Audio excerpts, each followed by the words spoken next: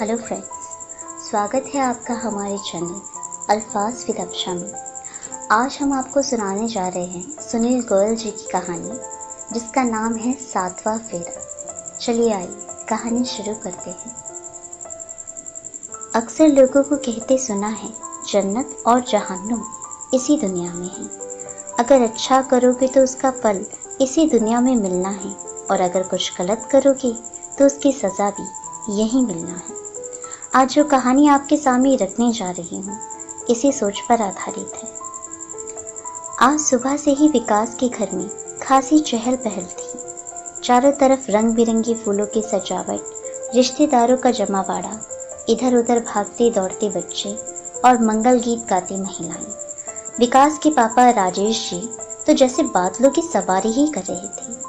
आखिर उनकी इकलौते बेटे विकास की शादी शहर की सबसे अमीर मेहरा खानदान में जो हो रही थी, वो इस शादी को एक जश्न की तरह मनाना चाहते थे, ताकि उनके रिश्तेदार और सारा शहर उनकी शान को देखते रह जाए। उनके बेटे विकास के लिए शेरवानी लखनऊ के सबसे उम्दा टेलर मास्टर सलीम साहब से तैयार करवाई गई थी। विकास के भाइयों और खुद राजेश जी के लिए खास साफी और कोट पैंट विशेष रूप से तैयार करवाए गए थे। मम्मी और कुछ चुनिंदा रिश्तेदारों के लिए साड़ियाँ बनारस से लाई गई थी।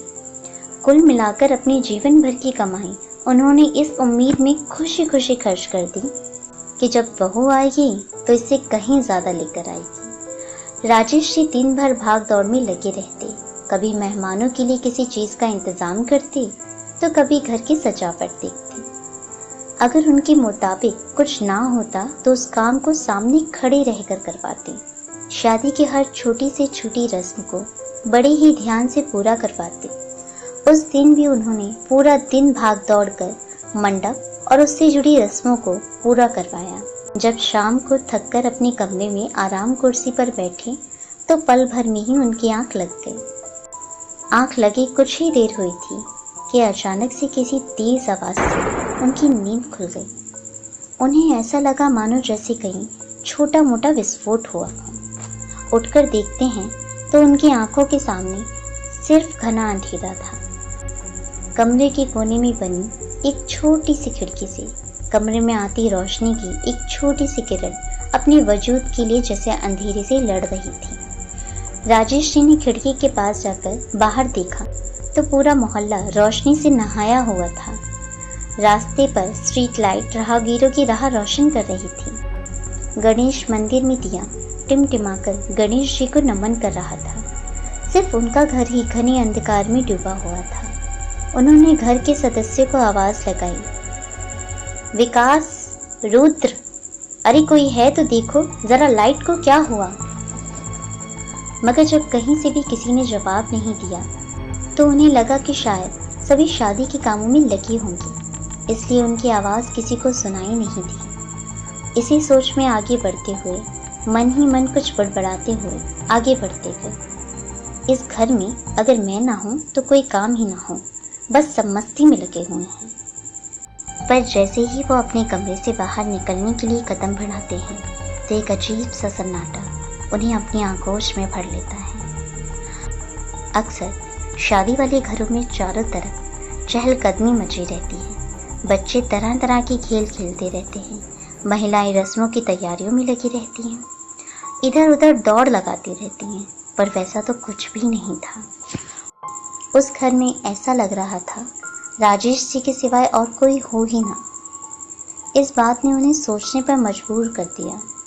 राजेश जी, बड़ी अजीब बात है, ऐसे सारे लोग कहाँ चले गए? आखिर हुआ क्या था वहाँ? कहाँ गए सब लोग? ऐसे कई सवाल राजेश जी के सर पर असहनीय वार किए जा रहे थे।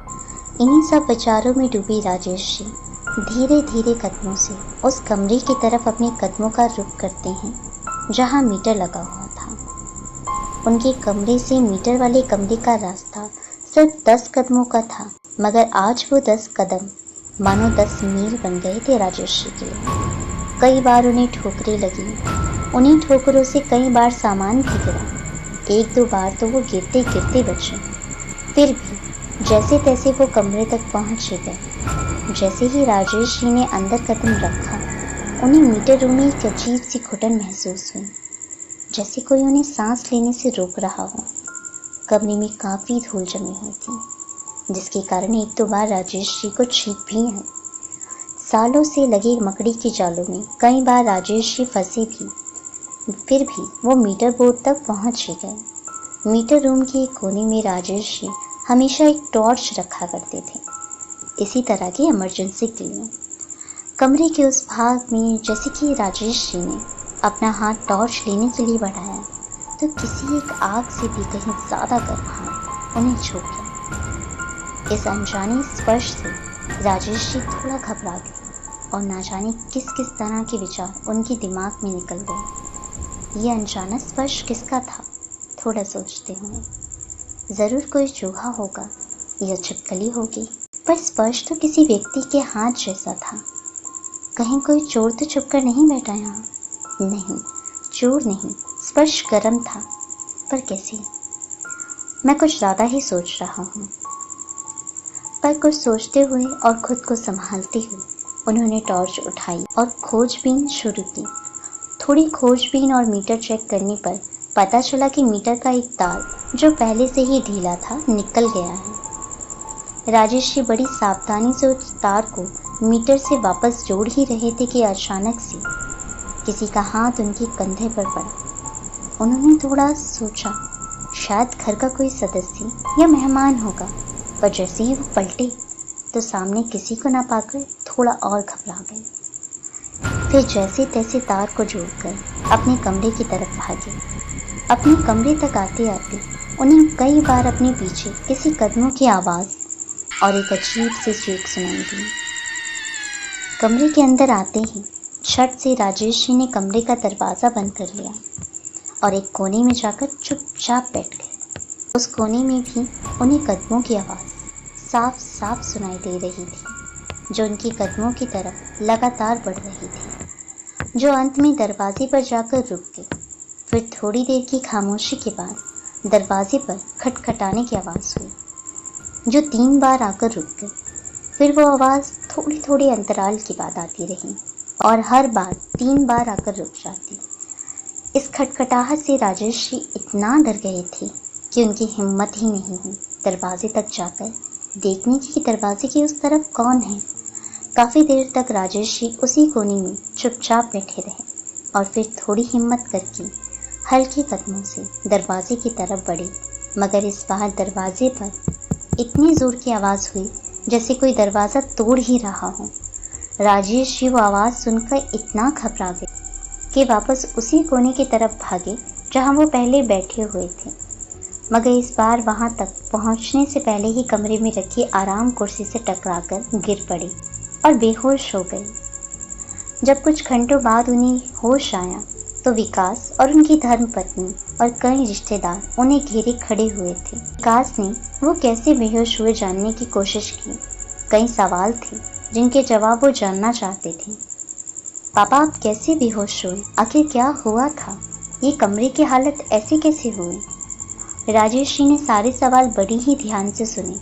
उन्होंने विकास और उनकी पत्नी को सब कुछ विस्तार से बताया तो सभी ने उनके दिमाग का वहम और यह कहकर टाल दिया कि आप ज़्यादा थक गए हैं, शायद कोई बुरा सपना देखा होगा, थोड़ी देर आराम करेंगे तो ठीक हो जाएंगे। राजेश जी के पूछने पर विकास ने उन्हें बताया कैसे उसने और घरवालों ने मिलकर उनके कमरे का दरवाज़ा तोड़ा, कैसे उन्हें बेहोशी की हालत में कुछ बड़बड़ाते पाया, फिर कैसे उन लोगों ने राजेश जी को उठाने की कोशिश की, उनके चेहरे पर पानी के कई छींटे दिए, हाथ पैरों को मसला, कई घरेलू नुस्खे अपनाए, पर जब कुछ फ़ायदा नहीं हुआ तो डॉक्टर को बुलाया गया और फिर कैसे डॉक्टर ने पूरा चेकअप करने के बाद बताया ज़्यादा घबराने की बात नहीं है, टेंशन की वजह से ब्लड प्रेशर बढ़ गया था, उसी वजह से बेहोश हो गए थे। तब कहीं जाकर सभी को संतोष हुआ। राजेश जी को विकास और उनकी पत्नी की बातों पर बिल्कुल भी विश्वास नहीं हो रहा था, क्योंकि उन्होंने जो देखा और महसूस किया था वो बिल्कुल सच था। उनका मीटर रूम में जाना, किसी का उनके कंधे पर हाथ रखना और पलट कर देखने पर किसी को ना पाना, वो दबे पैरों की आवाज़ जो अब तक राकेश जी अपने कानों में साफ साफ सुन सकते थे। दरवाजे पर 3 दस्तक जो अब भी उनके मस्तिष्क में गूंज रही थी।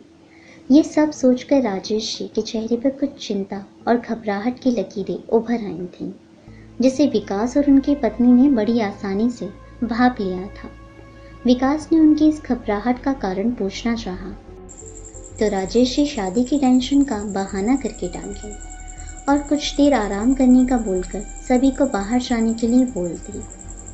राजेश जी सोच में डूबे वैसे ही काफी देर तक बैठी रहे और कब उनकी आंख लग गई पता ही नहीं चला। इस बार फिर से वैसे ही धमाके और किसी के चीखने की आवाज के साथ उनकी आंख खुल गई, पर इस बार पिछली बार के विपरीत उन्होंने अपनी आंखों के सामने एक लड़की को दुल्हन के जोड़े में हवन वेदी के सामने खड़ा पाया। राजेश जी बड़ी ही आश्चर्य से उस लड़की को देख रहे थे।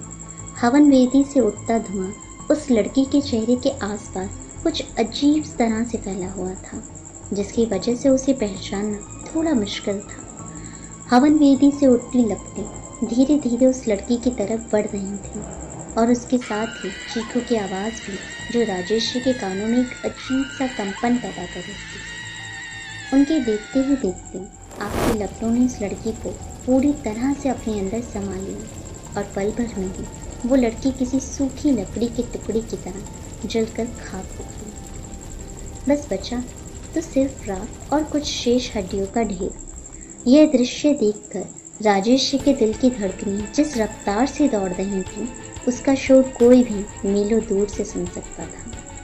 रक्त धमनियां बड़ी ही तेजी से रक्त का संचार पूरे शरीर में कर रही थी। माथे पर आने को पानी की बूंदें एक साथ मिलकर एक ऐसे सैलाब का रूप ले चुकी थी जो कभी भी बह सकता था।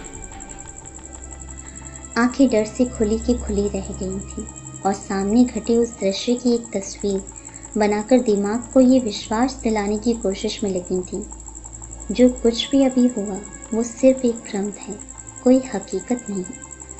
पर दिमाग कहीं तर्क और वितर्क कर इसी निष्कर्ष पर पहुंचा था, जो कुछ अभी अभी आंखों के सामने घटित हुआ वो कोई कल्पना या भ्रम नहीं, परंतु 100% सच है और इसका कोई ना कोई संबंध राजेश जी के अतीत से जरूर है। वहीं बैठे बैठे राजेश जी ने अपने अतीत की किताब के हर एक पन्ने को बार बार पलट कर देखा, हर इबारत को कई बार पढ़ा, मगर घबराहट और डर के चलते वो उस लड़की के बारे में कोई जानकारी पाने में सफल नहीं रहे।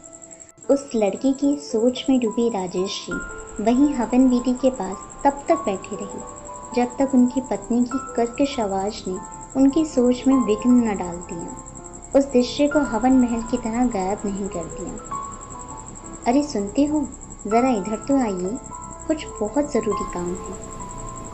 अपने आप को संभालते और ये विश्वास दिलाते हुए जो कुछ हुआ वो सिर्फ एक भ्रम था। राजेश जी उस दिशा में बढ़ते जाते हैं जहां से उनकी पत्नी की आवाज आई थी। इस बार उनके कमरे के बाहर सब कुछ वैसा का वैसा ही था जैसा एक शादी वाले घर में होता है। चारों तरफ बिखरे खुशियों के रंग, सभी के चेहरों पर फैली मुस्कानें, गाना बजाना, बच्चों के भागने दौड़ने का शोर। पर इस शोर शराबे और जश्न के बीच भी राजेश जी के मन में एक अजीब सा सन्नाटा और खामोशी थी। उन्होंने सहज लगने की बहुत कोशिश की और खुद को शादी के कामों में इतना व्यस्त कर लिया कि वो वाकया उन्हें भूले से भी याद ना आए। मगर वो कहते हैं ना, जब आप किसी चीज़ से जितना दूर जाने की कोशिश करते हो तो वो उतना ही आपके पास आती है। वही हुआ राजेश जी के साथ भी। जहाँ भी वो जाते उन्हें उसी लड़की का साया नजर आता। कभी वो उसे विकास के पास दुल्हन के जोड़े में बैठी नजर आती, कभी मेहंदी वाले के पास बैठकर हाथों में मेहंदी लगवाती, तो कभी मंडप के पास आग की लपटें चीखती हुई नजर आती। यह सब देखकर राजेश जी बहुत ही ज़्यादा डर गए थे। उन्हें पल पल एक अनजाना सा डर सताता रहा। किसी अनहोनी के घटित होने का अंदेशा लगा रहता। वो जो भी काम करती उसमें उनका मन नहीं लगता। जहाँ कहीं जाते तो वो अनजाना साया उनके साथ ही रहता। ना जाने क्या सोचेगा, सब यही समझेंगे मैं पागल हो रहा हूँ। और ऐसी कई बातें सोचकर उन्होंने अपने साथ हो रही घटनाओं को अपने तक ही सीमित रखा। ऐसे ही कई दिन बीत गए और आज वो दिन था जब विकास और उसके पूरे परिवार को बारात लेकर लड़की वालों के यहाँ जाना था। सब बहुत खुश थे। राजेश जी ने भी बारात की तैयारियों में कोई कमी नहीं रखी थी। स्पेशल बैंड, लाइट, शाही घोड़ी, बारात के साथ चलने वाली रिश्तेदारों के लिए विशेष व्यवस्था, बारात के आगे ढोल और डीजे की धुन पर नाचती भांडों की टोली। कोई भी देखकर इस बात का अंदाज़ा लगा सकता था कि किसी बड़े खानदान की बारात है। और जब लोगों ने सारी व्यवस्था देखकर राजेश जी की शान में कसीदे कसे तो उनका सर फक्र से ऊंचा हो गया। क्या बात है राजेश जी, इंतज़ाम तो एकदम चौको है। मानना पड़ेगा, एक ही लड़का है, उसकी शादी इतनी धूमधाम से मान गए आपको। पर अब भी कहीं ना कहीं एक अनजान सा साया उन्हें अंदर ही अंदर खाए जा रहा था। उन्होंने उस लड़के के साए को बारात के साथ कई बार देखा। कई बार तो उस साए ने राजेश जी को आंखों के सामने ऐसे भयानक दृश्य दिखाए उनकी रूह कांप उठी। और एक बार जब वो आग में लिपटा साया राजेश जी की तरफ बढ़ा तो उन्हें ऐसा लगा मानो आज उनकी ज़िंदगी का आखिरी दिन है। पर वो चुप ही रहे।